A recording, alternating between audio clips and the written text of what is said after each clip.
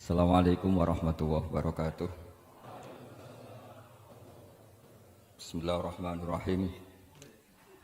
Allahumma salli wa sallim ala sayyidina maulana Muhammadin wa ala alihi wa sahbihi asma'in amma ba'du. Sedanten keluarga besar Peloso ingkang sangat kula hormati. Utamanipun Kiai Haji Zainuddin Jazuli, Kiai Haji Nurul Huda, Kiai Haji Fuad Ningbat. Niki wonten Gus-gus wonten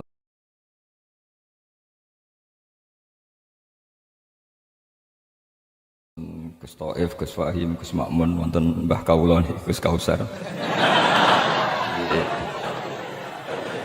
Ini yang saya agak kecewa itu moderatornya itu berusaha guyon karena takut tak suruh baca Fathul Wahhab. Jadi guyon itu ada dua, guyon yang memang sudah selesai seriusnya. Saya pernah diceritain Mbah Mun, kata Mbah Mun, Kiai maca kitab guyon dikritik. Maca kitab kok guyon, terus kata Mbah Mun membela diri mergo macane wis iso mulane iso guyon, nak ra iso wis runtusen sik. Anda baca kitab ndak bisa, itu bisa guyon apa ndak? Ndak bisa, roh kitab wis meriang. Jadi orang guyon itu bukti alim. Tapi ada juga guyon yang menghindari ngomong serius kayak moderator itu.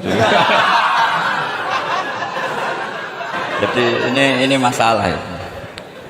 Terus kecewa saya kedua, saya itu ngira Santri Proso itu katanya terkenal khusuk-khusuk, adabnya bagus. Ternyata ada percontohan yang nggak bagus. Di depan para gus-gusnya guyon. Jadi ini kekecewaan saya yang kedua. Nanti saya lebih kecewa lagi, ternyata yang khataman Fathul Wahhab itu tidak paham Fathul Wahhab. Itu lebih kecewa, tak bawa sampai mati itu nanti. Itu kecewa itu. Nah begini sebagaimana makalah yang saya bikin, karena tadi moderator sudah guyon, saya berusaha menghentikan serius. Karena memang fikih itu harus dikaji secara serius, meskipun dengan pikiran yang ceria, yang riang. Saya itu di Jogja itu lama sekali dan tetap sebagai rujukan, karena saya spesialis sering menghentikan fikih. Saya dulu musyawarah ya seperti urutan di Peloso, mulai takrib, mu'in, tapi di sana langsung mahalli. Karena Fathul Wahhab gak diajarkan di sawir, di musyawarah. Tapi saya pernah ngaji Mbah Mun Fathul Wahhab. Dan beliau sering berpesan, nak kanggo masyarakat ojo wahab repot, nganggo mahalli saja. Mahalli itu kan Surauhibin itu yang mensarai minhajud thalibin. Ini bukti bahwa saya ini alim betul, bukan guyon yang dari tidak alim itu. Jadi ini bedanya saya dengan moderator. Nanti kalau nggak percaya diuji di sini di depan.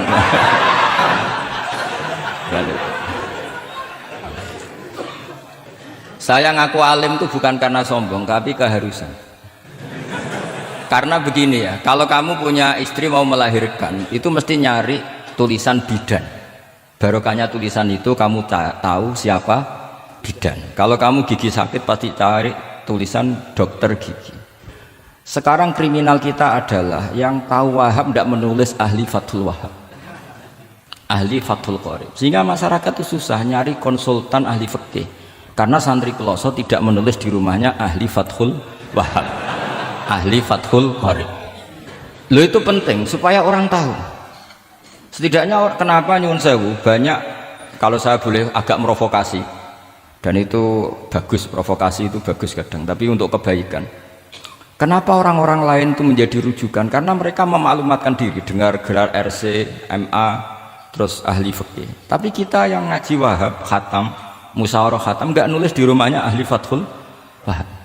Setidaknya Anda nulis konsultan kalau ingin mondok ke Peloso, sehingga orang daerah kamu kalau mau mondok ke Peloso konsultasi ke kamu. Tapi kita terlalu adab. Padahal awalun nubuwah itu dimulai dari at-tahaddi. At-tahaddi memaklumatkan diri kalau beliau adalah seorang nabi. Jadi kalau kamu boyong harus memaklumatkan diri, saya tidak bakul baku, saya ahli Fathul Wahhab. Lah ini khataman Fathul Wahhab cerita baku. Wah itu innalillahi wa inna ilaihi raji'un. Ini harus gimana mau ya, Anda harus tersiksa dengan keterwakilan oleh ini.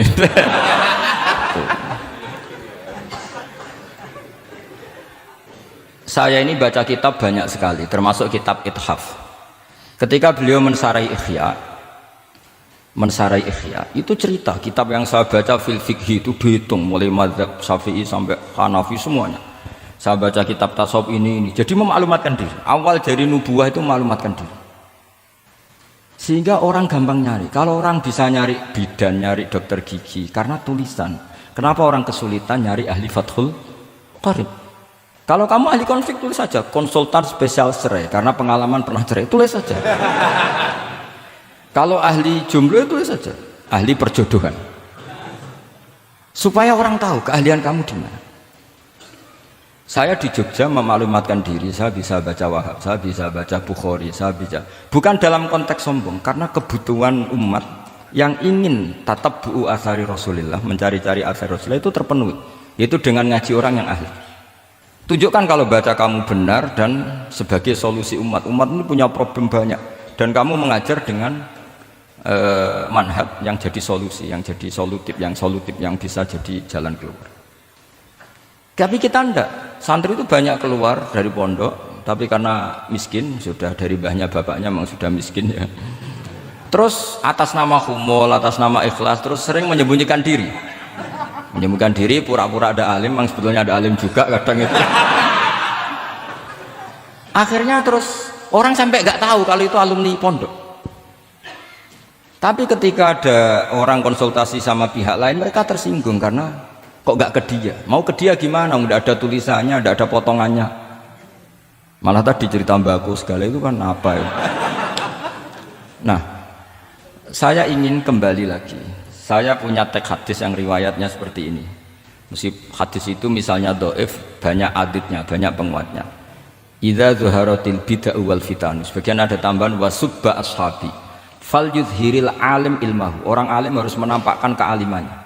Wa illa fa'alaihi la'natullahi wal malaikati wan nasi ajmain. Justru kalau tidak memperlihatkan kealimannya dia kena laknat. Artinya yang sopan-sopan tidak memperlihatkan kefatul wahabannya, maka malah melihatkan kembakuannya. Itu jatahnya fa'alaihi la'natullahi wal malaikati wan nasi ajmain. Ya setuju ya? Oke. Pasti kena laknat. Coba betapa tersiksanya Syekh Zakaria Al-An tadi itu mulai ngomong tuh nggak pernah menyebut Syekh Zakaria Al-Ansori. Kayak apa tersiksa? Kitabku dikaji nyebut jenengku ya gelem gitu. Padahal Syekh Zakaria Al-Ansori syarat menjadi orang alim seperti dari sekian tarjamah, istilahnya dalam bahasa Arab terbaru itu tarjamah itu Syekhul Islam Syekh Zakaria Al-Ansori. Itu saya pilih yang dari kitab Manhajus Sawi karanya Habib Zain bin Smith.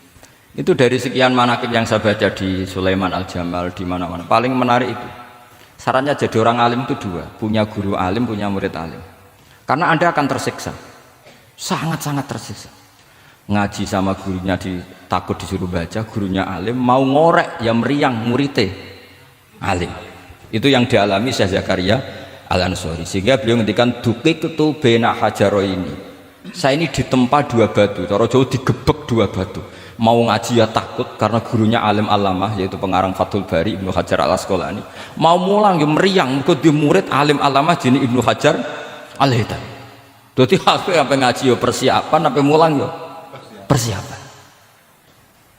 Kayak apa susahnya jadi Syekh Zakaria Al-Ansori? Mau ngaji setoran ya persiapan, mau ngajar persiapan. Makanya kata Mbah Mun, syarat utama ulama itu harus punya murid alim. Saya pernah didhawuhi Mbah Mun, aku gak ada anak Gus Najib itu Gus Najib. Saya juga izin jadi kiai. Karena syaratnya jadi kiai udah anak alim di murid alim. Izin gak jadi kiai ras sukses juga tak perlu. Makanya saya ketika kecelok alim itu senangnya bukan main beliau. Karena terpenuhi status tadi. Nah ini kalau khataman Fathul Wahab terus bakas baku ini. Ini roh Kiai Jazuli tersiksa ini gimana ini sini. Kalau ukurannya kan gampang, moderator kan dipilih yang paling baik, tidaknya ngomongnya lah. Kalau tidak ilmunya ya ngomongnya. Terus Anda terwakili oleh orang yang nggak jelas. Nggak, saya gojlok ini tidak dosa, karena kalau betul saya ini dosa karena ngerasani orang, berarti jadi kafaroh dosanya dia. Soal saya kan amalnya sudah banyak, aman. Aman, jadi nanti. Jadi kalau jatah hasanah saya harus diminta dia, tak kasih aja. Gampang. Masih surplus banyak. Ya masih surplus, masih banyak. Kan orang itu kalau baca Quran satu huruf itu dapat 10 kebaikan. Saya ini hafal Quran, sudah gak terhitung itu sudah. Itu untuk kamu tak saati satu huruf cukup nanti kalau nanti nuntut di akhirat itu tak kasih satu huruf itu cukup. Jadi ya nggak apa-apa, nanti silahkan nuntut nanti di apa akhirat. Tapi kamu lebih saya tuntut. Kamu itu siapa kok nyuruh saya di sini gitu. Dosanya lebih besar lagi itu. Saya teruskan ya, saya cerita yang serius. Syarat jadi orang alim itu punya guru alim, punya murid alim. Karena sebagian dari ilmu itu bukan ditempa guru tapi ditempa murid. Imam Fathul Bari, Sahibu Fathul Bari, yaitu Syekh Ibnu Hajar Al-Asqalani, itu beliau sangat mencintai Nabi Musa justru karena dengan tanda kutip protesnya. Jadi ketika Nabi Musa diajari Nabi Khidir dari awal sudah ngendikan innaka inni ala ilmin, atau innaka dulu ya gak apa-apa, dibalik-balik gak apa-apa karena semua kitab kadang riwayat bil makna. Innaka ala ilmin allamaka wah malam a'lamhu wa inni ala ilmin allamanillah malam ta'lamhu. Kira-kira terjemahan bebasnya, kamu punya ilmu yang diajari Allah saya tidak tahu, saya punya ilmu yang diajari Allah kamu tidak tahu, maka innaka lan tastati'a ma'iya sabra, kamu tidak mungkin bisa menyabari saya, bisa memaklumi saya. Tapi kata Nabi Musa, tidak, saya harus belajar sama anda. Oke, silahkan belajar tapi jangan tanya. Pertanyaannya itu jangan tanya, fala tas'alni, kamu nggak boleh tanya. Kalau kamu ingin jadi murid yang baik nanti jangan tanya, itu dosa. Dengarkan aja. Ya dengarkan saja. Nah, tapi Nabi Musa tetap tanya. Ketika ada kejanggalan secara syariah, Nabi Musa tetap tanya. Dan itu oleh kitab-kitab tasawuf dianggap dengan tanda kutip kesalahannya Nabi Musa. Meskipun mimbabi hasanatil abrar sayyatul muqarrabin. Tapi di kitab fikih itu dipuji sundul langit protesnya Nabi Musa. Jadi di kitab tasawuf disalahkan karena kitab tasawuf pemuja tadi ketertaatan pada guru. Kitab fikih enggak. Ini bukti adallud dalil bahwa Musa itu orang pilihannya Allah. Dia tidak sabar, beliau tidak sabar kalau melihat kemungkaran. Jadi gugatannya Nabi Musa dianggap apa suratu ghiratihi fillah atau suratu ghiratihi fillah. Ada yang baca ghairah, ada yang baca ghirah. Ini karena ngadepi santri Fathul Wahab saya terpaksa baca 2 kali. Siji ben ketok alime, nomor loro nak kowe ra iso tak warai nak maca. Karena dalam kiro asap ya mesti gitu, kalau gak doikin ya dikin. Karena yang satu cara berpikir masdar itu aslul mustaqot, maka nggak perlu kena harokat munah sabah. Jadi saro yasiru sairon, tidak perlu siron. Faza yafuzu fauzan, tidak perlu fuzan karena masdar aslul mustaqot, jadi tidak perlu kompromi dengan harokatul munah sabah. Tapi orang Arab tetap bilang dikul maisha, apa tetap bilang dikul maisha. Tapi kiroah kita fala takufi doiqin, bukan pakai apa? Dikin. Ya, makanya kemungkinannya 2. Saya baca 2 kali ben ketok alime. Karena saya ini menghormati sampean. Mosok ngundang wong ra alim kan sini-sini wong. Nomor 2 anak kowe ra iso tak warai kalau bacanya itu 2. Jadi andai kan saya ngajar di pondok pelosok saya baca mesti 2 kali. Wayah sibu zaidun kada, wayah sabu zaidun kada. Karena dalam qiraat sab'ah ada yang baca yahsibu, qiraat kita baca sabu. Tapi guru-guru kita kalau ngajar fikih itu bacanya yaksibu. Tapi kalau baca Quran yaksabu. Ya kan Quran kita kan ayah sabu Allah yaqdiru alaihi ahad, bukan dibaca ayah sibu. Saya teruskan. Jadi syarat jadi orang alim itu harus punya guru alim dan murid alim. Imam Fathul Bari ketika menganalisis Nabi Musa itu beliau memuja Nabi Musa. Ini bukti ghirahnya Nabi Musa yang luar biasa. Beliau paling tersinggung kalau untuk hikat hurumatullah. Orang sudah ditolong kok gak matur nuwun malah merusak perahunya. Jadi itu secara syariat itu mungkar. Kalau mungkar ya harus diprotes. Artinya itu sifatu madkhin. Protesnya Nabi Musa itu sifatu madkhin, bukan sifatu dhammin. Itu Ibnu Hajar Al-Asqalani, gurunya Syekh Zakaria Ansari. Ketika orang tasawuf nganggep yang dilakukan Musa itu agak-agak mazmum karena protes sama guru. Pertanyaan saya ke anak-anak Fathul Wahab, kamu milih siapa? Milih partainya Ibnu Hajar al-Asqalani apa milih partainya orang tasawuf? Selama ini roh potongan ini sampean milih sing tasawuf. Karena sampean dengan ilmu pas-pasan ini gak suka kalau ada murid tanya. Mboten ngaku mawon. Tapi karena tadi logika syariatnya kata Ibnu Hajar al-Asqalani, Musa itu kalimullah termasuk ulul azmi, sementara Khidir hanya seorang nabi. Apa yang dilakukan Musa tentu lebih keren karena beliau seorang nabi dan rasul. Jadi jangan kira terus di situ merupakan mangkobah, satu derajat yang luar biasa bagi Nabi Khidir mengalahkan Musa, itu enggak. Tapi ini juga mangkobah bagi Musa, betapa tidak sabarnya beliau ketika untuhikat hurumatullah. Dan itu Ibnu Hajar al-Asqalani dalam bingkai itu. Jadi beliau itu sangat ringan sekali. Artinya gini, kita bahas Zakaria al-Ansori nggak bisa tambah bakas gurunya, yaitu Ibnu Hajar al-Asqalani. Nanti sama bakas muridnya. Lah yang mulai bakas muridnya itu kamu harus siap-siap. Karena kiai-kiai di pelosok itu alim alama. Masalahnya nanti pasti di muridnya. Saya Zakaria al-Ansori aman karena punya murid Ibnu Hajar al-Haytami. Ibnu Hajar al-Haytami aman karena punya murid Zainuddin al-Mali dari yang ngarang mulai jenengan ini. Jadi masalah bukan pada gurunya, tapi pada siapa? Muridnya. Terus Ibnu Hajar al-Asqalani itu orang yang luar biasa. Saya pengagum beliau karena saya kalau baca Bukhari pakai pertolongan sarah beliau yaitu Fathul Bari. Itu beliau kalau protes, sukanya memang protes. Beliau itu nakot itu ahli kritik, ahli protes. Beliau termasuk sering kritik Imam Nawawi, kritik orang-orang sebelumnya. Tapi ya dalam konteks kebaikan. Imam Nawawi itu punya sarah namanya Syarh Muslim lin Nawawi. Terus beliau punya kitab fikih Minhajut Thalibin yang disadur oleh Syekh Zakaria dari Manhajut Thulab. Yang satu pakai Minhajut Thalibin jamak mudzakkar salim, yang satu pakai Manhajut Thulab pakai jamak taksir. Kitab Minhajut Thalibin sendiri dari kitab Muharrar karangan Imam Rafi'i, terpaut sekitar 3 orang sampai ke Imam Rafi'i dari Imam Nawawi. Imam Rafi'i ngarang itu dari Al-Wasid, Al-Basid dan Al-Wajiz karangan Imam Ghazali. Dan itu saya punya. Kitab indukannya Imam Ghazali Nihayatul Matlab fi Dirayatil Mazhab saya juga punya, karangannya Imam siapa? Haromen.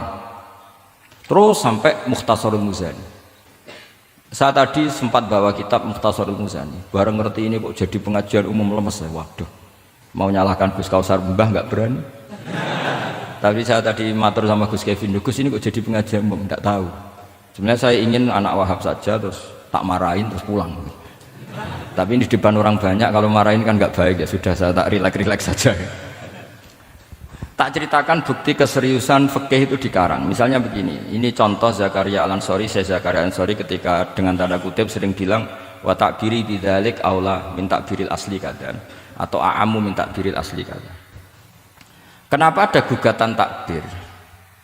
Karena takbir itu apapun hebatnya, karena dikarang seorang manusia itu ada falta, ada keterselipan di situ, meskipun satu kedipan mata yang beliau salah, miss ya Rasulullah. Misalnya begini, definisi sholat ya, kita kan sering dengar sholat itu apa? Umumnya orang kan aqwalun wa af'alun, muftatahatun bitakbir, muftatamatun bitaslim. Pertanyaannya, definisi itu tidak jamek mana? Karena hunaka sholatun la qawla fiha wa la fi'la, yaitu sholatuman ajros sholat bi qalbi.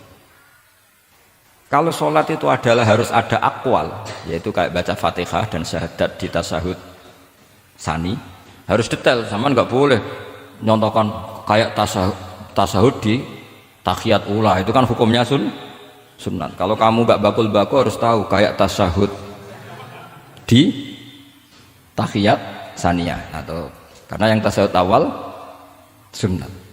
Ada akwal kayak Fatihah, tasyahud fit tahiyatis saniyah. Terus ada af'al. Tapi pertanyaannya, hunaka sholatun la qawla fiha wa la fi'la, yaitu sholatuman ajra sholata bi qalbi. Maka perlu ditambah walau hukman, meskipun akwal dan af'al itu hanya secara hukum.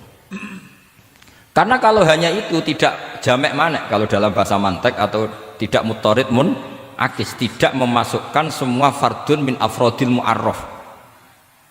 Jadi kalau ngetok nang alim demi ngergani sampean supaya ketok nak sumber utang ora salah. Mau salahnya ngatur kiai itu agak salah, itu agak salah betul. Saya itu juga agak gimana. Besok itu saya diminta Gus Riza ngisi sama Gus Riza. Gus Riza itu cucunya Mbah Karim. Mbah Mun dulu ngaji Mbah Karim. Jadi orang kok kayaknya manfaatkan saya sakar PDW gitu karena saya ini memang kalah tua terus ini. Padahal saya kalau mau angkuh ya, kalau saya boleh sombong, itu buyut saya ketujuh itu namanya Mbah Soleh bin Asnawi Sepuh, itu gurunya Mbah Soleh Darat. Padahal Mbah Soleh Darat gurunya Mbah Hasim. Tapi angkuh kan haram, jadi ya sudahlah pakai tawaduk saja. Sebenarnya kalau saya boleh angkuh, kalau sampai malah lebih bisa angkuh lagi, ketemu di Nabi Adam. Nah, udah lebih. Putu Nabi. Putu Nabi. Saya ulang lagi. Kalau kamu mengkaji Wahab secara serius, itu kajilah seperti saya ini. Bahwa hukum itu harus dibenturkan dengan fardul masalah, dengan pengandian masalah. Misalnya begini, kalau ada hewan ketabrak truk jago, tentu kita diskusi ayam jago, karena kalau ayam kecil kan gak eman, kelepek-kelepek meh mati. Cara pikirannya sampean ini yang anak-anak Fatul Wahab itu boleh disembelih apa enggak? Tanpa disembelih pun pasti 1 menit lagi mati atau setengah menit lagi mati, karena dia kejet-kejet hanya prosedur kematian, memang syaratnya harus kejet-kejet. Tapi kan dia sudah tidak punya hayatun mustaqirrah. Kalau kamu pas musyawarah Fatul Wahab itu disembelih halal apa haram? Tidak, sampean jawab saja, enggak usah sungkan, enggak usah jawab. Ini ada Gus Makmur, ada Gus Wahid. Halal apa haram? Cara pikirannya Syekh Zakaria Al-Ansori, bajuri itu haram karena dia tidak punya hayatun mustaqirrah. Oke, haram. Karena yang dikatakan penyembelian adalah menghilangkan nyawa karena penyembelian, sementara ini tanpa disembelih sudah mati. Tapi pertanyaannya gini, tapi nanti kalau disisir dari bab tabdzir, masa kewan jago larang mubadzir? Maka menurut mazhab Imam Malik pokoknya keceluk di nyawa, angger keceluk di nyawa disembelih ya halal karena jenenge nyembelih hewan yang masih hidup senajan tahu kejet. Kamu milih mazhab Maliki apa Syafi'i dalamnya? Ini ayam jago loh, bukan ayam kecil, karena kalau yang kecil kan ikhlas, itu kan seperti kepiting, banyak kiai ngaramkan kepiting, yang keberatan banyak karena kepiting besar. Tapi ketika yuyu diharamkan nggak apa-apa, kecil saja. Padahal ilatul hukmi sama, kira-kira kepiting sama yuyu, tahu sama yuyu itu kehidupannya sama nggak, gaya hidupnya sama apa enggak? Sama. Tapi ketika kepiting itu ada perdebatan, yang setuju halal banyak karena iman rasanya. Tapi ketika yuyu dikatakan haram, ada nggak yang protes? Nggak ada, ikhlas semua kayaknya. Ini ahli fikih apa ahli nafsu gitu.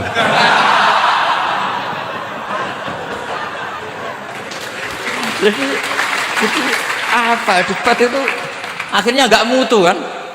Coba kehidupannya kepiting sama yuyu itu sama apa enggak?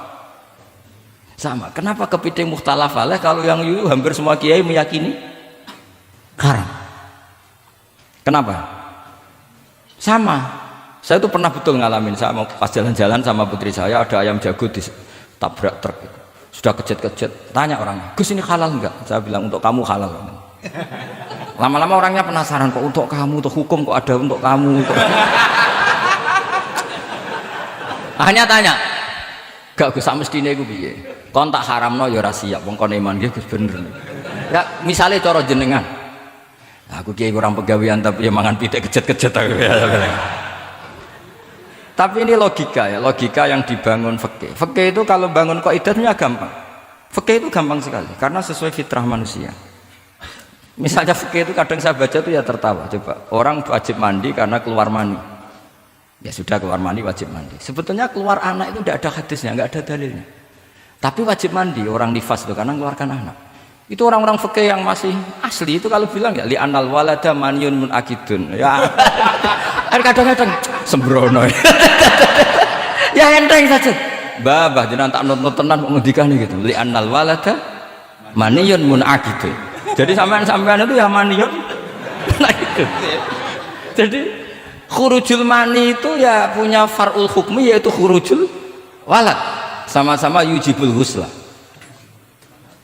Karena sama-sama apa? Manion batin mbah tak nut-nut tenan kok terus ini ajak guyon apa piye gitu. Dan ulama itu memang rileks. Ketika Syekh Zakaria Al-Ansari membela mazhab Syafi'i, yaitu dalam konteks tohur, kita tahu kan kalau ghafir itu mengampuni, kalau sering mengampuni disebut ghafur. Syakir orang yang terima kasih, kalau sering syukur disebut syakur. Sehingga rata-rata sifatnya Allah itu ikut sifat mubalaghah, wahhab, faul ya. Ya kan itu aturannya gitu kan, fa'alun aw mif'alun aw fa'ulu fi kasratin an fa'ilin badil. Nah logikanya kalau wa anzalna minas sama ima'an tahura, artinya kalau nak maknani gini, wa anzalna lan nurono ingsun Allah minas sama isange langit nurono ma'an ing banyu tahuron kang iso nyucikno bolak-balik. Karena faul adalah untuk lil kasroh atau lil mubah, harusnya nggak ada mustakmal. Maka saya sering kadang balelo nggak ada mustakmalan karena wazannya faulan tahuron. Tapi Imam Zakaria Al-Ansari, Syekh Zakaria Al-Ansari bela-bela mazhab Syafi'i, kata beliau ya'ti faul bima'nal alat, kayak sahur lima itas saharubi. Tapi ya agak-agak takalluf, agak-agak apa? Termasuk takallufnya lagi Syekh Zakaria Al-Ansari, atau faul bima'na takrir atau mubalaghah fi udwin wahid. Di sini biasanya baca udwin apa udwin, enggak tahu saya, pokoknya bacanya 2 kali enggak apa-apa. Umumnya apa? Udwin ya. Ya sudahlah, ikut partai sampean saja. Saya ini agak grogi, saya pakai mazhab peloso harus ikut guru apa mazhab sarang yang nggak harus ikut tapi akhirnya salah, tidak tahu saya, karena kata Mbah Mun gitu kalau membela diri, nak ngaji ning peloso Lirboyo murid kudu maknani ya apik ben murid roh makna, tapi nak sarang gak oleh dimaknani. Ke sarang ketika dinyek al ilmu sayyidun wal kitabatu qaiduhu qayyid apa suyudaka fil hibalil wasiqah, kata beliau iya tapi nak naline kakean ya mati padha. Itu karena itu jadi itu guyonan ya, guyonan manhaj. Ini sudah saya sama ini koalisi yang baik, karena saya punya mazhab sarang, sama punya mazhab peloso, harus sama-sama konsisten dengan mazhab masing. Nanti di mahsyar nanti kita ketemu siapa yang ahli Fathul Wahab, siapa yang ahli Bako.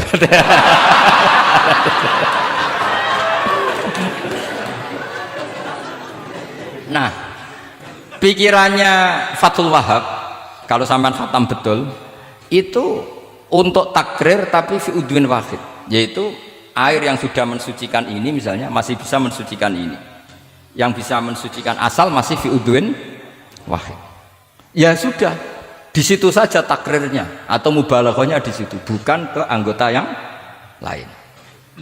Oke, itu meskipun agak, tapi Imam Malik dan semua ulama hampir mengatakan tohur itu ya tetap di kasrotil istimal, artinya ya sudah bisa takrirut tadhir.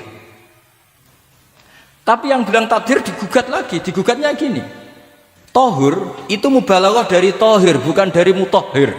Ini kalau sampean fasul masail, sampean nggak pernah tahu fasul masail sedetail ini, nanti diulang lagi khatamannya. Tohur itu bukan mubalaghah dari tohir tapi dari mutohir. Padahal bahasan kita tentang tadhir bukan tentang tuhur. Sampean mikir apa?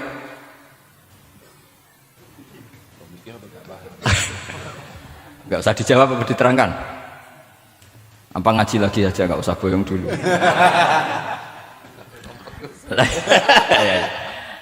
Nah, kemudian akhirnya ulama mulai mikir bahwa lama nalit tohiriyah ilah dengan fungsi tohuriyah, tidak ada gunanya disetatuskan suci kemudian tidak berakibat mensucikan, karena ini air masih murni ma'un mutlaq, kecuali kayak teh kopi berstatus suci tapi tidak mensucikan. Tentu ma'an tohuro di konteks itu adalah tohir mutohir, karena contohnya air mutlak bukan kopi. Berarti meskipun tohur itu dari mubalaghah tohir tapi maknanya mutohir, itu perdebatan. Akhirnya apa?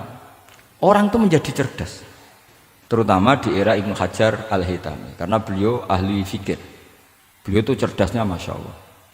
Tapi apapun itu beliau tetap manusia, kecerdasannya kadang berlebihan dalam aturan yang dipatok mazhab Syafi'i, termasuk mensyaratkan Jumatan harus orang 40. Sekarang pertanyaannya gini, sama tak beri pertanyaan, harus bisa jawab. Meskipun salah nggak apa-apa, saya butuh jawaban, nggak butuh benar, karena sudah tahu mesti agak salah itu, nggak apa-apa. Ketika ada satu kampung yang orangnya tidak sampai 40 dan mereka ingin Jumatan. Menurut kamu itu harus Jumatan? Apa boleh Jumatan? Apa harus duhur? Apa ya Jumatan ya duhur? Masyarakat gak mau biasanya. Tidak harus Jumatan, boleh tidak Jumatan, apa harus duhur? Apa nggak perlu ada hukumnya? Ben karepmu. Nah, di kitab-kitab I'anatul Thalibin, Said Abi Bakar Sato, itu beliau ngendikan kamu harus tetap Jumatan meskipun jumlahnya belum 40. Karena apa? Madharat tarkil Jum'ah itu lebih ngeri ketimbang mensyaratkan 40 yang asal usul dalilnya itu tidak jelas. Imam Ahmad bin Hanbal kalau ditanya apakah Jumatan harus 40, itu ghadiban sadidan, marah besar. Lam yarid fil adat nasun, kata beliau. Enggak ada dalam adat Jumat dan nas. Imam Syafi'i itu hanya asumsi, biasanya wong 40 mesti ono waline.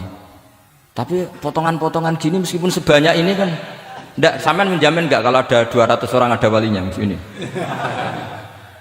Dulu itu 40 orang pasti ada walinya, sekarang buat 1000 enggak ada jaminan ada wali. Dulu itu ada 2 wali, yang satu rokok, dikritik sama yang enggak rokok. Mosok pangeran dikebuli katanya karena tapi wali rokok ini ahli tauhid. Allah laisa bimakanin katanya. Saya tidak tahu ini tadi ya kacau. Wali itu kalau sudah debat itu bener mana? Yang satu goslo, wali kok rokokan, pangeran kok dikebuli. Yang satu bilang apa? Allah laisa bimakanin. Terus saya teruskan. Jadi perdebatan di fikih itu sebetulnya semuanya itu rasional. Karena fikih dibangun di bawah qaidatul fikhi, qawaidul fikhi dan usul fikih. Dan semuanya itu muktabas atau multamas atau makhud min Rasulillah sallallahu alaihi wasallam. Sekarang saya beri satu analogi. Pernah ada satu kejadian Rasulullah sallallahu alaihi wasallam menghentikan la yusalliyanna ahadukum illa fi Bani Quraidah. Kamu jangan sholat asar kecuali sampai Bani Quraidah. Kira-kira saya ngomong sama santri, kamu jangan sholat asar kecuali sampai Lirboyo. Sebelum sampai Lirboyo ternyata kadati samsu antaghruba, matahari hampir tenggelam. Fariqun minhum, sebagian dari sahabat milih sholat di tengah perjalanan meskipun itu belum sampai Lirboyo. Alasannya musyaroah fil waktu supaya tidak kodok. Yang sebagian milih sholat di Lirboyo meskipun ba'da antaghruba samsu, meskipun matahari sudah tenggelam. Ketika dilaporkan ke Rasulullah itu falam ya'nif, ada yang baca falam yu'annif wahidan, tak baca 2 kali karena ini nanti bisa jadi debat kusir. Sampai bacanya ya'nif apa yu'annif nggak tahu, pokoknya saya baca 2 kali. Kalau baca sampai 3 kali yang 3 salah karena memang pilihannya hanya 2. Kalau ada pilihannya 3 tak baca sampai 3 kali. Nabi tidak menyalahkan salah satunya. Yang satu pakai konstitusi yang namanya asar itu ya qabla antahrubas samsu. Yang satu cara berpikir Nabi jelas mansus harus di Bani Quraidah. Sekarang pertanyaannya, kaidah umum tentang, saya ulang lagi, kaidah umum tentang asar itu qabla ghurubis samsi dilawan nas harus di Bani Quraidah, menang mana? Nas sama kaidah umum. Kira-kira kalau kamu ngaji usul fikih menang nas. Tapi pertanyaannya, nas itu butuh mahal. Tentu boleh seperti itu. Asumsinya Nabi adalah jangan-jangan sampai sana memang belum hurufus samsi. Maka makna yang mesti benar adalah aisariu fil masyi. Kamu harus tergesa-gesa jalannya sehingga potensi menangi asar di Bani Quraidah. Jadi unik. Terus itu difahami pentingnya musyaroah fil iktida.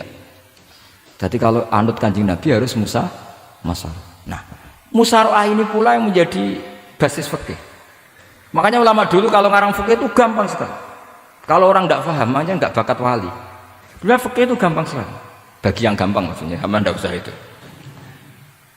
Misalnya begini, Fathul Mu'in, Fathul Hab semuanya ngendikan wa yusannu nasyatun di sholatin. Jadi wa yusannu lan den sunatno apa nasyatun gumregah, semangat di sholatin karena ngadiri sholat. Fa inna wa ta'ala zamma tarikihi, sama seingat takbirnya. Zamma itu ngritik sapa wa atau modho sapa tarikihi. Pakai jamak mudzakkar salim, tarikihi ing wong sing ninggal nasyat. Terus beliau mendalil qala ta'ala wa idza qamu ila sholati qamu kusala. Ciri khas orang munafik itu kalau sholat itu malas-malasan. Maka saya itu sering bilang ke santri saya, pokoknya nak jamaah kudu ono melayune. Entah berapa kadarnya harus ada melayune. Guling-gilingan musaroah. Karena di semua teks kebaikan adalah fafirru ilallah. Lari, ada unsur larinya, ada unsur musaroahnya. Nah, lalu lama-lama mengatakan makna hadis ini yang mesti adalah pentingnya musaroah. Nggak perlu berdebat tentang boleh nggak sholat qobla usul neng itu atau tidak. Tapi harus, karena begini, yang mesti salah begini. Ternyata kayak melakukan santai-santai ngopi se, rokok se, jagungan se. Nabi kira-kira bisa maklumi enggak ketika cara jalannya seperti itu, kemudian matahari terbenam. Karena ini yang pasti salah. Paham ya? Karena enggak sampainya sana, karena salahnya sendiri, ngopi se, santai se. Lah itu namanya fikih. Jadi fikih itu dari analisis yang normal. Makanya saya sering sekarang akhir-akhir ini sering kampanye kitab Sajaratul Ma'arif. Dan itu saya serius dengan kampanye itu karena dikarang oleh Sultanul Ulama. Jadi kalau di wali ada Sultanul Aulia, di ulama juga ada Sultanul Ulama, yaitu Syekh Izzuddin bin Abdis. Itu kalau ngarang fikih itu gampang sekali. Saya punya kitab beliau Qawaidul Ahkam. Beliau ketika cerita kenapa harus ada sholat dihormatil waktu, beliau rangkanya enak sekali. Kalau santri sarang, Lirboyo atau Peloso atau santri mana saja, biasanya kalau pergi ke terminal, yang di terminal itu kan nggak layak, apalagi ya dulu nggak layak, pokoknya kalau pipis itu pasti kena najis lah celana. Santri kan biasanya milih sholat nanti di pondok, milih traweh kan, duhur asar. Saya tidak tahu kalau Gusnya, tapi kira-kira kayak ya agak-agak sama kira-kira gitu. Alasannya santri yo nakal, meninggalkan sholat fil waktu itu karena alimnya. Kan sholat dihormati wajib iadah, ngapain daripada wajib iadah mendingan tidak usah sholat. Jadi ilmu itu tuh bermata dua. Rata-rata yang sudah tahu wajib iadah milih sholat apa milih ndak? Ndak, potongan-potongan rai gini tuh. Ndak, kira-kira aja. Milih ndak kan, karena tahu wajib iadah. Tapi nanti setelah sampean alim dan bakat jadi wali, dan sampai belajar kitab Qawaidul Ahkam, itu pasti milih sholat. Saya semenjak belajar kitab itu ya milih sholat. Tapi tidak usah dimafhum, apa dulu tidak sholat, tidak usah seperti itu. Itu mafhum yang salah itu. Yang berbasis suudzon. Jadi mafhum seperti itu salah, ya masalah itu. Suudzon itu masalah. Kata saya Izzuddin bin Abdis Salam memberi penjelasan. Kenapa harus sholat dihormatil waktu? Karena khotorun najasah, bahayanya najis atau ritsun najasa, kotorannya najis itu layafi, kalau dibaca ritsul layafi, dengan pentingnya sholat. Karena butuhnya Allah, butuhnya malaikat, kalau boleh dibahasakan butuhnya dalam ilmu fikih kan dibahasakan gampang saja. Ada orang sujud di waktu yang diwajibkan sujud, sehingga diabaikan syarat sholat itu harus toharatul badan, wa tasawubi dan wal makan. Kok kira pantas ono waktu sholat kemudian la tasjudu fil waktu sajdah. Jadi akhir gampangannya wes tetap keren, meskipun kowe sholat nganggo najis ora sempurna tetap keren. Piye-piye cara didelok malaikat kok dhuwur wis keceluk sujud, keceluk musola. Daripada kowe misalnya asar gak sholat alasan celanaku najis, maghrib ora sholat. Terus jare malaikat berkhataman wahab kok kelakuane ngono kan gitu kan. Karena malaikat itu dulu ikut dhuwur, bablas asar, bablas maghrib, bablas isya, meskipun sampean punya alasan nanti menisan di rumah atau di pondok, tapi ini kan melewati waktu yang harusnya ada sujud. Sehingga dalam syarat jamak takhir misalnya apa? Kamu harus niat akan jamak takhir di waktu sholatil ula, biar ada bedanya tarku karena sembrono dengan tarku yang karena ingin akhir. Paham ya? Itu jadi sama-sama fikih, kualitas yang dikarang Sultanul Ulama dengan sing RT itu ya beda. Dan sampean harus baca kitab yang dikarang rajanya ulama supaya kamu tambah pinter. Nanti kalau gak pinter-pinter nanti sowan saya. Tetap gak pinter karena itu jatah. Makanya ada usah sowan ya, nanti gak ngefek juga gitu. Itu Syekh Izzuddin bin Abdis Salam. Terus kemudian beliau mengebabkan itu detail sekali, yaitu di Sajaratul Ma'arif dibabkan di bab faslon la yutrakul haqqu li ajlil batil. Itu beliau bikin satu strategi fikih itu yang luar biasa. Misalnya begini, jihad atau perjuangan membela Islam itu harus kamu menyertakan orang-orang fajir, orang-orang fasik. Kenapa? Likuwatil Islam. Karena kesalahan orang fajir itu tidak seimbang dengan pentingnya syaukatul Islam atau syaukatul Muslim. Terus saya itu dulu ya iskal itu ya agak protes, tapi ini ulama wali. Sampai saya sholat berkali-kali, ya Allah, saya beri kefahaman tag ini. Kalau terpaksa beda, nanti saya mohon ketemu beliau, saya mau protes. Sama nggak usah tahu caranya ketemu wali-wali yang sudah meninggal. Nanti kalau sudah jadi wali tahu sendiri. Jadi tidak usah tanya. Akhirnya saya sholat dan akhirnya faham tanpa ketemu. Karena saya bayangkan ketemu ya lebih sulit. Mendingan minta faham timbang minta ketemu. Logikanya begini. Misalnya Nyon Sewu kita di Daril Harbi. Bayangkan kita di Daril Harbi atau zaman Indonesia dijajah Belanda. Saya ulang lagi ya, dalam konteks jangan sekarang. Contohnya sekarang nggak perlu perang, zaman dijajah Belanda. Kita misalnya milih pasukan Hizbullah dan Sabilillah selektif, yang sholatnya benar, yang puasanya benar, yang toharohnya benar. Kira-kira dapat pasukan berapa coba? Enggak, jawab saja. Kan hanya dapat pasukan sedikit.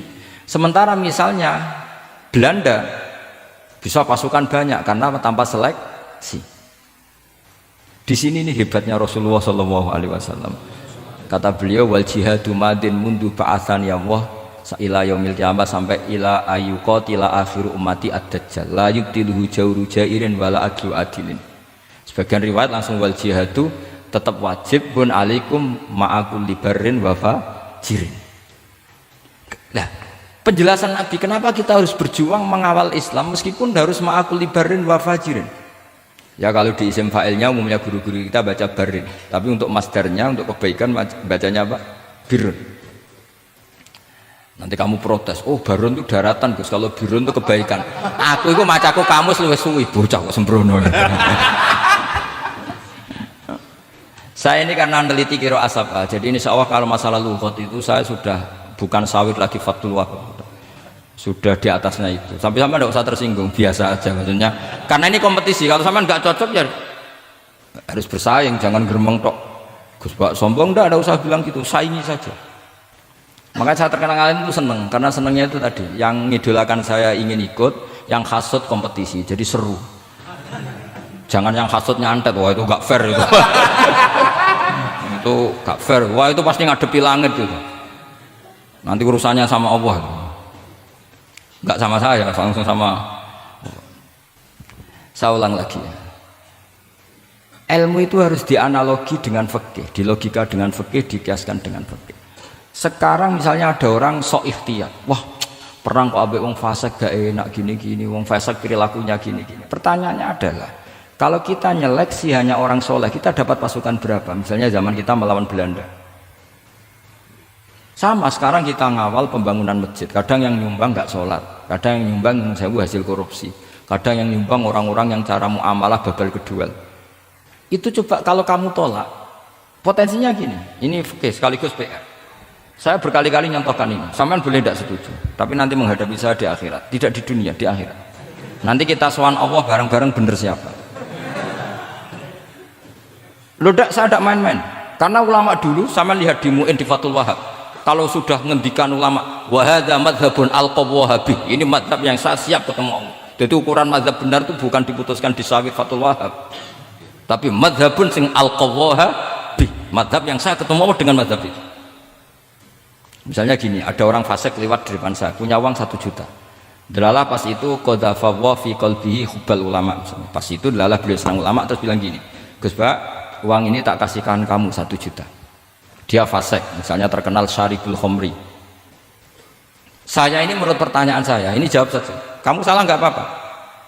Wajib menerima apa, haram menerima apa, bebas, mubah.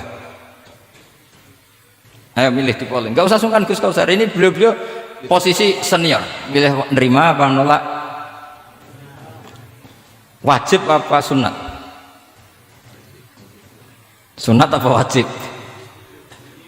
Nah logika harus terbangun begini, kalau kamu terima maka akan dicibir. Malam di Fathul Wahab dikasih duit saya kok gelem, bolak-balik nak duit gelem aja. Itu juga masalah kan, kiai latihan jatuh kan, artinya posisinya ada mantep-mantep amat. Soalnya kadung keramat. Aku udah kadang keramat itu. Saman jangan niru saya, aman udah itu. Bayangkan sampean yang latihan nyai itu. Tapi pertanyaannya kalau sampean tolak, terus ista'ana bihadhihi darahim lil maksiyah. Tak kena kiai ra gelem, tak kena demenanku. Dan hari itu andaikan dia tidak punya uang 1 juta, dia tidak bisa kedemenannya. Gara-gara sampean tolak, dia punya alat untuk maksiat lagi. Kalau seperti ini jadi haram apa wajib? Loh, berarti sampean harus gak jawab anut aku. Artinya sampean jawab kan terprovokasi saya kan? Terprovokasi narasi. Terprovokasi narasi. Itu kriminal untuk calon ulama gitu, itu nggak boleh. Nah, logika ghanimah kira-kira seperti itu. Ghanimah itu normalnya haram. Normalnya haram karena ghanimah itu min amwalil kufar. Dan notabene amwalul kufar adalah bukan sekedar mukhtalithah, aksaruha mungkin minal haram. Tapi kenapa ghanimah dihalalkan di hadil ummah? Makanya Nabi ketika ngendikan uqtitu khamsan lam yuqtahunna nabiyyun qabli, termasuk beliau menyebut wa ukhillat li al-ghanaim, termasuk saya 5 hal yang Nabi sebelumnya enggak dikasih, saya dikasih. Di antara beliau nyebut wa ukhillat li al-ghanaim, ghanimah itu halal untuk umatku. Itu kan kenapa Nabi menyebut itu? Karena normalnya ghanimah itu haram karena min amwalil kufar. Tapi kenapa dihalalkan? Saya pernah ditanya seorang dosen, kenapa itu halal? Saya itu kok nggak nyaman. Karena ini jenis orang ikhtiar.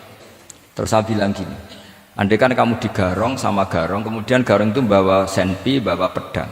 Karena kamu merasa itu tidak milik kamu, monggo gadane jenengan beto malih.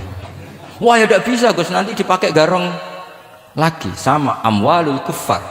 Andaikan lau aqainahum, andaikan kita kasihkan lagi ke mereka, maka akan dipakai isti'anah, dipakai pertolongan atau alat untuk kekuatan kekafiran mereka. Di sini sirrinya kenapa ghanimah menjadi halal. Tapi kenapa Nabi sebelumnya kok dikatakan haram? Karena logikanya memang haram. Itu hebatnya Allah SWT sama para kekasihnya. Ada kekasihnya yang dipilihkan haram, yaitu Nabiun qabla Rasulullah SAW, karena normalnya memang haram. Ada Nabi yang fikihnya lebih dinaikkan lagi, yaitu dihalalkan supaya harta ini tidak dipakai i'anah alal maksi. Sampean milih fikih mana coba? Nah, saya berharap pinternya Khatam Fathul Wahab itu paling enggak sampai seperti ini. Barimu nantang saya enggak apa-apa, tapi nanti ketemu di akhirat. Nah itu fikih. Jadi fikih itu, nah tapi kan iso wae Gus nampani khadun nafsi lah, itu mulai masalah kan. Makanya yang seperti itu jangan untuk khadun nafsi, karena kita butuhnya tuh nyita supaya ini enggak dipakai kekuatan maksiat. Jebule mbek kon malah ngopi rokokan. Nah, ini orang kan terus curiga, jebule nek ambek dhuwit ya dodgel. Buktikan kalau Anda tidak pakai, kamu terima sebagai penyitaan, tapi Anda tidak pakai. Wah itu hebat. Tapi kalau kamu terima wajib, kemudian kamu pakai poya-poya, wah itu ya fikihnya benar, kelakuannya benar. Nah saya berharap Anda memahami fikih itu sampai seperti saya ini. Syukur-syukur lebih. Meskipun ya agak-agak mukhal, tapi bisa diperjuangkan itu. Enggak apa-apa. Kamu doa di saat istijabah, ya Allah saya ingin mengalahkan Gus Baksa, ridho dengan doa itu. Tapi tak jamin enggak mustajab, karena sudah berbasis ghil, kebencian. Doa yang berbasis hasud pasti tidak mustajab. Jadi makanya saya rela kalau ada kompetitor, karena tadi pasti. Jadi fikih itu gampang. Misalnya begini lagi, saya beri sekian contoh. Di sini tadi saya minta Gus Kevin untuk membawakan Babul Hijrah, juz 4 kitab Mahalli. Karena Mahalli itu namanya Kanzur Rohibin sebetulnya, cuma yang ngarang Mahalli lebih terkenal dengan istilah apa? Mahalli. Beliau nyarai kitab Minhajut Thalibin. Imam Mahalli itu senior. Jadi Syekh Zakaria Al-Ansori itu ya beliau sudah menyulap Minhajut Thalibin jadi Manhajut Tulab, tapi beliau ikrar kalau itu awal-awalnya dari Imam Jabah. Nah, sekarang pertanyaannya gini, saya misalnya nempat di Korea Selatan atau di Amerika, saya sudah punya tanah di sana, saya ulang lagi punya tanah di sana, punya komunitas di sana juga saya nggak diperlakukan buruk, bisa sholat, bisa puasa. Hukumnya saya pindah ke Indonesia atau ke Mekah atau kemana saja, hukumnya haram apa boleh? Saya tidak mendapat perlakuan yang macam-macam. Kalau saya disakiti dan dipaksa menjadi kafir, maka wajib hijrah. Kalau nggak ada pemaksaan itu, kira-kira hukumnya gimana? Ada ulama yang mengatakan hukumnya haram hijrah, harumatil hijrah. Karena apa? Li alla yastauliya bitil kalbukah atau tikal bukah al kufaru. Karena sebetulnya kamu tidak dianggap sekedar pindah ke Indonesia, tapi membiarkan tanah yang dulu kamu pakai sujud, tanah yang dulu kamu pakai sholat, tanah yang sudah menjadi komunitas muslim menjadi komunitas kafir. Berarti dianggap pembiaran. Itu fikih. Jadi fikih itu logikanya sebetulnya normal. Maka seperti ini, saya masih ingat betul pernah didhawuhi Mbah Mun ketika di Madinah. Nak zahire hadis ya, itu Sayyidina Ali itu ya ono salah. Ndak salah loh redaksinya, ono salah.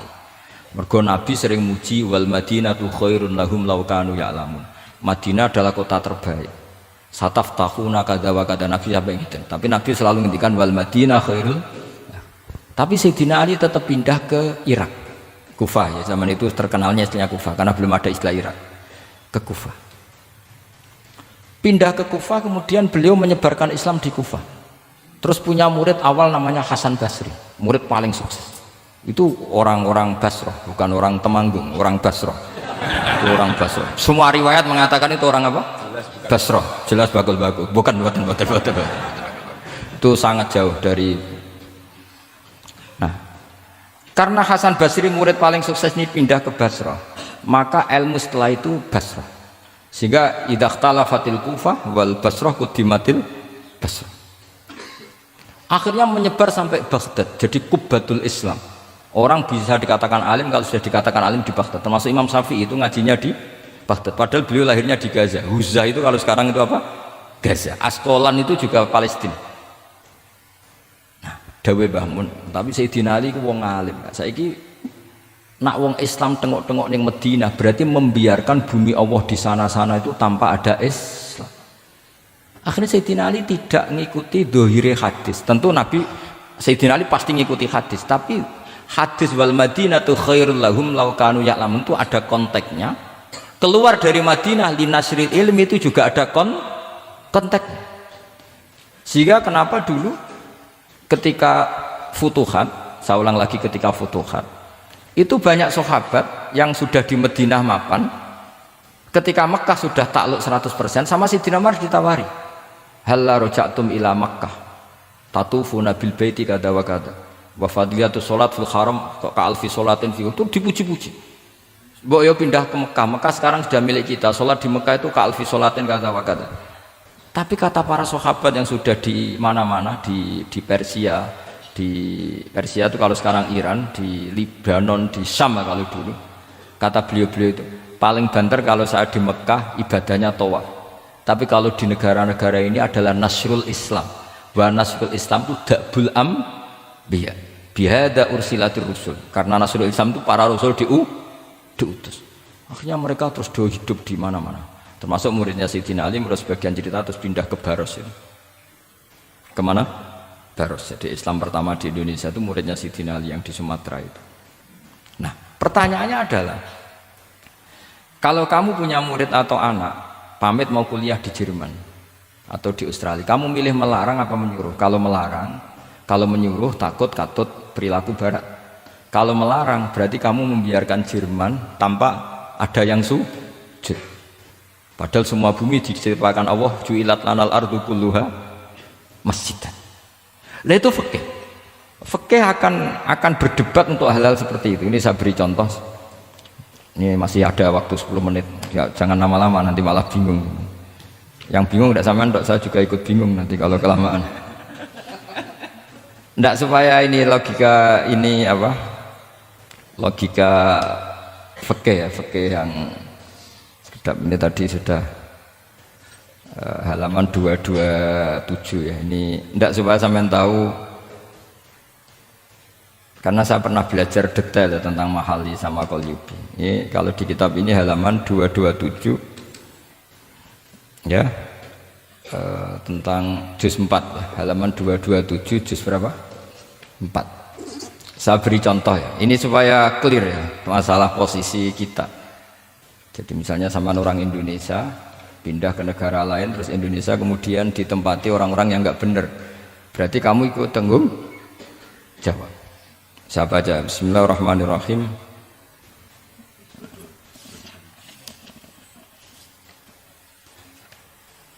Ya, halaman 227 ini barusan tak cari karena halaman kitabnya beda-beda. Bidaril harbi. Terus ada kata-kata fa'in roja madzukira. Roja itu kembali ke kalau seseorang itu bidaril harbi berharap masyarakat situ bisa Islam, bisa dakwah, fa muqamuhu afdal. Saya juga mau baca makom apa mukom. Di sini umumnya baca mukom apa makom. Mukom ya, karena dari mati aqama yuqimu iqamatan, berarti kan mukim. Kalau mukim ya resikonya harus dibaca mukom. Tapi kalau ada yang baca makom ya jangan dimarahin, mas, kasihan. Bakul bakowe bukan bener itu tuh. Fa'in roja madzukira fa muqamuhu afdalu. Au qadara alal i'tizali harumatil hijratu. Umumnya di sini baca harumat atau hurimat? Ya boleh dua, boleh harumat, boleh hurimat. Kalau itu masih li alla yastauliyal kufaru ala mahallihi fayasbahu darul kufri. Jadi artinya gini, misalnya saya di Jogja misalnya, atau di Jakarta atau di Batam, di situ atau di Papua, di situ kamu merantau di sana sudah bisa menciptakan komunitas Islam. Kemudian kamu pindah, itu bukan dianggap pindah secara mubah karena kangen keluarga, enggak, tapi ada masalah. Setelah kamu pindah ini yang menghuni siapa? Jangan-jangan min dari sujud ila niklab misalnya. Itu fikih. Jadi fikih itu sebetulnya normal saja. Tapi karena kita baca tidak detail terus kayak apa gitu, kayak fikih itu aneh semua. Dasar gak bakat alim. Jadi sebetulnya fikih itu normal. Makanya kembali ke tadi, kalau orang alim tidak mau izharul ilmi fa alaihi la'natullahi wal malaikati wan nasi asma'in. Misalnya saya ini terkenal membawa Islam yang mudah, yang menyenangkan. Orang itu sampai maksiat itu cari kesenangan. Orang sampai maksiat itu karena cari kesenangan. Tapi kalau kesenangan itu tidak didapatkan fit to'at, karena to'at dikampanyakan secara agak teroris. Kamu sholat tidak mesti diterima, karena baju kamu nggak mesti semuanya halal, sujud kamu tidak mesti diteror, sehingga orang yang sholat tuh, sholat ya mesti ditompo, mendingan nggak sholat. Kita ini kan mikir seperti itu. Coba nyun sewu, kalau orang-orang Kristiani, kalau kampanye gimana? Setiap orang mati bersama Bapak di surga. Sementara kita sudah kiai mati masih didoakan ingkana muhsinan. Itu murid kita ya. Itu kan gak sopan sekali. Murid dongakno gurune ingkana muhsinan. Murid kualat. Gurune kok muhsinane ditaklek ingkana muhsin. Cara aku dadi gurumu sembrono guru darane. Susah ya apa sih menikah anak muksinan ije dikein. Wah itu kan saya belum pernah doakan Mbah Mun gitu. Kalau saya mendoakan beliau supaya diampuni, doa saya tak ubah gini, ya Allah antal ghafur wa anta dzu maghfirah, maka sepatutnya jenengan mengampuni guru saya. Jadi saya tuh kalau bilang ingkana itu kayak gimana gitu. Tapi ini urusan jauh ya, sama nggak boleh protes. Tapi sanate ngono Gus, ini kitab-kitab ngono, sama ngerubah sanat. Ya saya kalau nggak bisa apa-apa kalau sama protes gitu. Sampai ngerubah adab kalau gitu. Nak protes-protesan. Lu coba misalnya Syekh Qadir Jailani itu Sultanul Aulia ya. Terus beliau misalnya wafat di pelosok. Terus kamu berdoa ingkana muksinan coba. Ini ketuane wali di ingkana. Boyo wong ndak akhlak sithik gitu maksudnya. Wong sak donya iku ya tabarraku bi.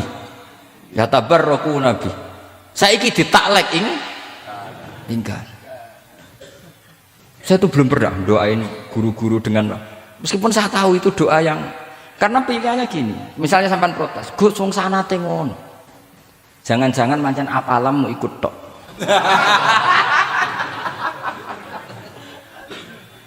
Loh Imam Syafi'i itu kalau doain mayit, ini sekaligus ijazah tapi haram ditiru. Ya tapi ijazah tapi haram ditiru. Imam Syafi'i itu pernah ngecewakan seseorang karena beliau itu idola, ada orang meninggal beliau diminta rawuh.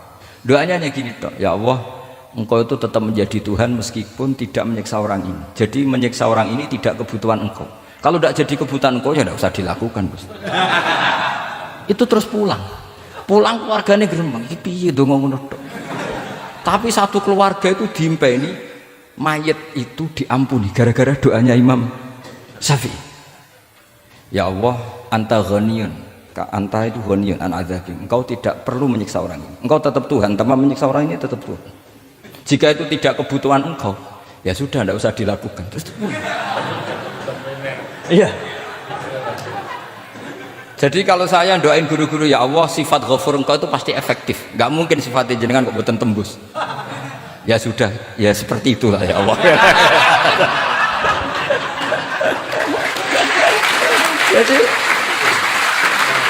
jadi itu urusan daun. Sama nggak boleh protes.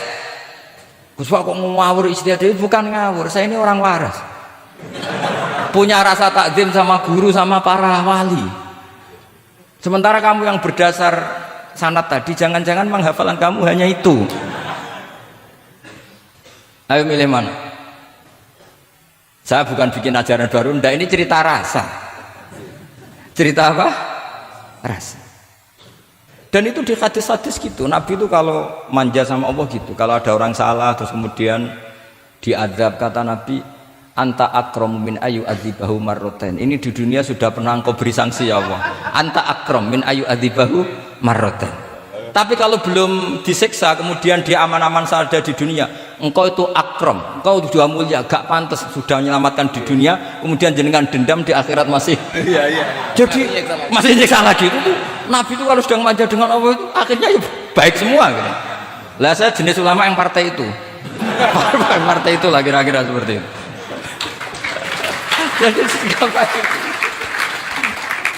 Jadi ini relax saja, ini monggo nih tadi sesuai janji saya hanya 10 menit dari sekarang. Saya juga mungkin saya nanti tetap pulang karena saya besok ngajar di setainya Gus Yofur. Mungkin saya itu sudah janji sama istri saya, setelah Yai wafat paling saya ini dibully pernah sepuh itu 2 tahun. Semoga setelah 2 tahun saya naik lebih sepuh. Pakai dalil-dalil yang agak-agak angkuh tadi karena terpaksa. Jadi sekarang ngalah 2 tahun, setelah itu saya pakai sanad yang saya sepuh supaya nggak digekongkonan terus gitu. Tapi saya tidak tahu tingkat adab saya sampai berapa tahun, saya tidak tahu gitu. Tapi saya mohon sama yang Sayyidin Fathul Wahab, ilmu itu dianalisis secara cerdas, ceria dan mudah. Saya dulu itu ya iskal sama hadisnya Nabi, kullu ummati mu'afan illal mujahirin. Semua umatku dimaafkan asal ketika dosa itu nggak cerita kalau dosa. Saya dulu jenggat. Orang dosa, cerita dosa itu kan kesannya jujur baik gitu. Tapi setelah saya pikir-pikir itu bener Kanjeng Nabi. Misalnya sampean cerita dengan anakmu, lihat zaman mondok peloso, sering nak marung utang gak bayar biasa. Ya biasa, sekolah gak munggah. Itu jujur apa mengajarkan? Mengajarkan. Suatu saat anak sampean goblok, persis bapak. Maka penting, tidak jaru itu penting. Makanya kata Nabi, semua umatku diampuni kecuali yang cerita-cerita dosanya. Karena dengan cerita itu artinya apa? Misalnya sampean zaman puber pacaran, terus kamu cerita, lihat aku disini untuk ibumu ya pacaran, oh tak gonceng ngalor ngidul. Itu jujur. Tapi suatu anak kamu pacaran kan, alasannya apa? Niru bapak. Tapi nak kamu sok suci, pacaran haram. Oh. Pak, lah kowe untuk ibu, wah itu pangeran peparingnya.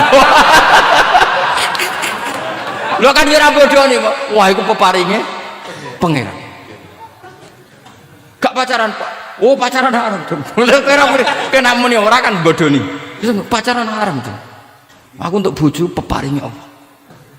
Wah itu dimaafkan malah itu. Lo coba nyuwun sewu, ini analogi ya nyuwun sewu. Kalau andekan semua yang pernah zina itu ngaku zina. Kalau itu jumlahnya 1000 saja, 1000 itu punya keluarga. Satu orang minimal punya keluarga 10. Akan dipakai justifikasi kalau suatu saat zina berdasar pernah Pak D-nya atau Pak L-nya, iya enggak? Tapi kalau semuanya enggak ngaku dan semuanya nyuwun sewu sok suci, wanteng ning masjid, sak wiridan nuwangi, suwan anak putune kok, wah mbahku khusuk kuat. Padahal nangisnya perkara nyesal tahu mau. Tapi artinya apa? Konsep yang dikatakan Rasulullah SAW itu kan luar biasa. Kullu ummati mu'afan illal mujahirin. Karena dengan jihar, memang di situ masdarnya kok jadi jihar. Jadi bukan ijhar tapi jihar. Jadi memang bahasa Arab itu agak unik. Misalnya di nahwu itu masdar itu kalam. Kalam berarti sulasi mujarrad. Tapi fiilnya enggak kelaku. Kalimah yaklimu kalaman itu enggak melaku. Sing melaku lam yatakallam. Tapi padahal masdarnya kalam. Jadi suara sama raya kok pengalaman. Soal lughat itu pengalaman sekali. Jadi memang bahasa Arab itu lucu. Apalagi lafadz bagho malah paling kasus dalam bab yungqalu. Bagho maknane lacut. Bareng melok wazan imbagho. Yang bagi sayukjo. Iku piye? Biasanya makna sulasi mujarrad sama mazid kan enggak beda-beda jauh. Barang kena bagho tuntas. Bagho dadi yang bagi. Lan takok, yang bagi sulasi mujarrad ya apa? Bagho, Pak. Bagho maknane apa? Jare tiang-tiang lacut, Pak. Mergo wis bingung gurune ben nerangno bingung. Daripada bingung jare tiang-tiang maknane lacut. Kayak laisa ku fi'il mandi, mudhari endi? Ora ono mudhari. Mandi kok ora ono mudhari? Ya mandi wae ora usah mudhari. Terus repot bahasa Arab wis repot. Kene ora melok dibahas mau apa coba? Ya sudah takdir ngono ae sudah. Jadi apa yang dikonsepkan Rasulullah SAW itu pasti yang terbaik. Bahkan Imam Ghazali ikut berkampanye wa inna ya, termasuk pemberian Allah terbaik adalah sitra. As-sitra itu atau tutup. Jadi hifdzul qaba'ih, menjaga supaya keburukan kita tidak kelihatan itu termasuk kebaikan. Bukan dianggap tidak jujur karena tadi kalau semua keburukan kita tampakkan maka akan menjadi masif. Misalnya kamu cerita, misalnya insya Allah lah kita yakin semuanya kita insya Allah diselamatkan dari zina.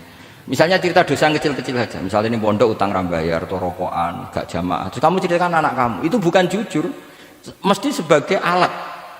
Jadi cara anak kamu, wah disang, cocok. Suatu saat aku goblok kayak bapak. Aku di sekolah jeng sering ramunggah, anakmu pondok tenang santai. Nah ramunggah dalile, bapak. Tapi nak kue cerita, pondok meniti pelosok, pirang tahun Pak, 10 tahun. Kepengen ongkit mayai, pengen mondok susu, ben barokah. Munggah terus Pak, munggah.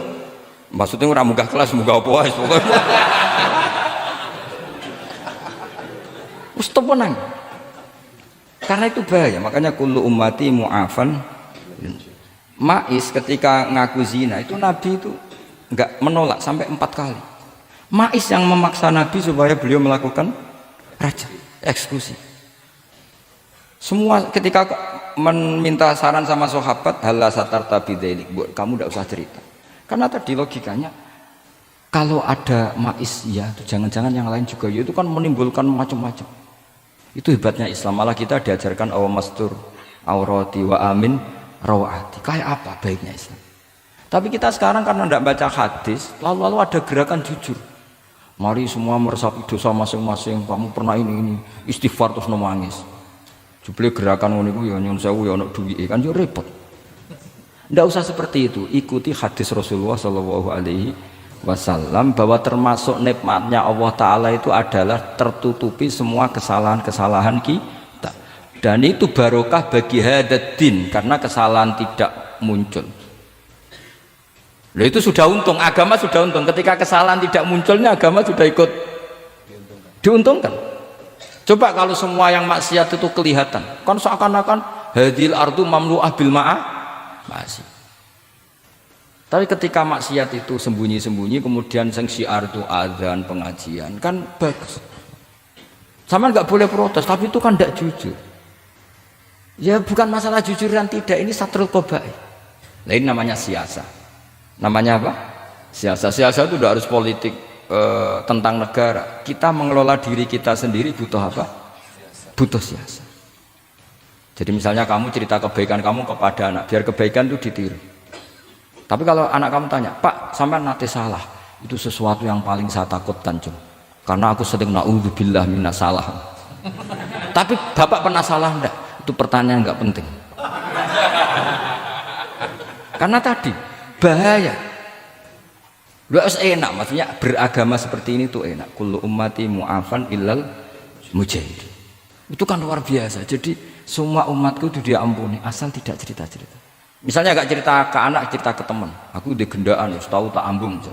Mesti pikiran kamu, yang pondok is pengurus jebule tahu. Mesti digo suatu saat aku nak ngono, awas atau nak caiki keamanan, awas kita kandakno kan gitu. Tetap ini menjadi alat maksiat bagi yang lain. Jadi tapi saya dulu itu iskal, kenapa ada hadis seperti itu? Tapi setelah saya analisis, memang kalau ijtihar atau ijhar itu efek negatifnya luar biasa. Dan kita harus iktidak bi Rasulillah sallallahu alaihi wasallam. Ya tentu idealnya yo ora maksiat, yo ora konangan maksiat. Memang karena tidak pernah itu ideal. Memang enggak konangan karena tidak pernah melakukan. Ya saya kira demikian, saya mohon supaya ya tadi ya saya Fathul Wahab dari kitab Manhajut Tullab. Itu dikarang Zakaria Al-Ansori piyambak Zakaria. Tapi kitab itu sebenarnya dari Minhajut Thalibin. Minhajut Thalibin dari kitab Al-Muharrar. Itu dari kitab Basit Wasit Wajiz. Terus itu dari kitab Nihayatul Matlab fi Dirayatil Mazhab. Itu mensarai kitab Mukhtasarul Muzani, karangannya Imam Muzani ketika diimlakkan Imam Syafi'i. Karena semua karangan Imam Syafi'i itu amla alaina Syafi'i. Ya amla alaina Syafi'i. Makanya kalau sampai ngaji muin qala fil Buaiti. Buaiti itu nama orang. Qala Syafi'i fil Buaiti, qala Syafi'i wa amlahu alal Buaiti. Makanya qala fil Buaiti, qala fil Muzani itu nama orang. Artinya karena Imam Syafi'i itu hanya mengimplekan. Terus muridnya nulis. Nah, kebetulan tulisan paling mudawwan itu karangannya Imam Muzani, disebut Mukhtasarul Muzani. Sebenarnya beliau punya murid banyak, ada Imam Muzani, Imam Robi, Imam siapa Buaiti. Saya kira demikian. Assalamualaikum warahmatullahi wabarakatuh.